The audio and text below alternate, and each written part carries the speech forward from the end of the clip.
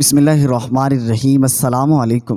میں آپ سب سے گزارش کروں گا ایک مرتبہ سورہ فاتحہ اور 3 مرتبہ سورہ اخلاص پڑھ کر اس کا ثواب ان تمام مسلمانوں کو پہنچا دیں جو آج تک دنیا فانی سے جا چکے ہیں۔ حضرت علی رضی اللہ تعالیٰ عنہ کی وسعت اور وراثت سے کون واقف نہیں۔ آپ صلی اللہ علیہ وسلم نے آپ کو باب العلم کہا، یعنی محمد صلی اللہ علیہ وسلم کی حدیث کا مطلب یہ ہے کہ میں علم کا شہر ہوں اور علی اس کا دروازہ ہے۔ یہی وجہ ہے کہ صدیوں سے لوگوں نے اس دروازے سے فائدہ اٹھایا اور تا قیامت اٹھاتے رہیں گے۔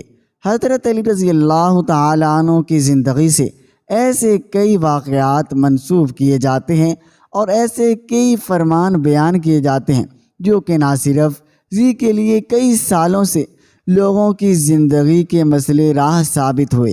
آپ رضی اللہ تعالی عنہ جب منبر پر بیٹھتے تو سلونی کی آواز لگاتے، جس کا مطلب ہے پوچھو، مجھ سے جو پوچھنا ہے میں اس کا جواب دوں۔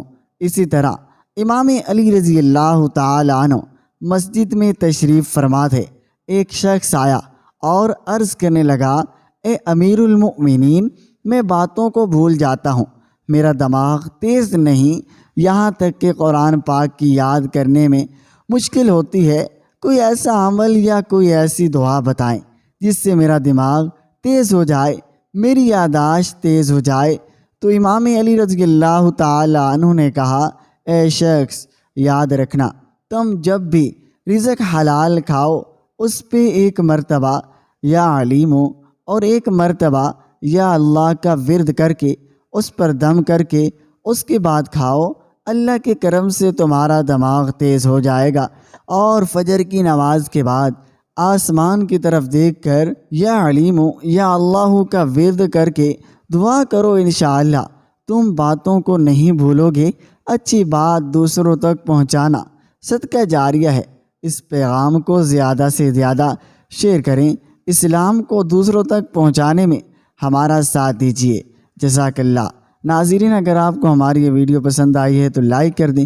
اگر آپ ہمارے چینل پر نئے ہیں تو ہمارے چینل کو سبسکرائب ضرور کریں تاکہ ہر آنے والی ویڈیو آپ تک بر وقت پہنچ سکے۔ شکریہ۔ اللہ حافظ۔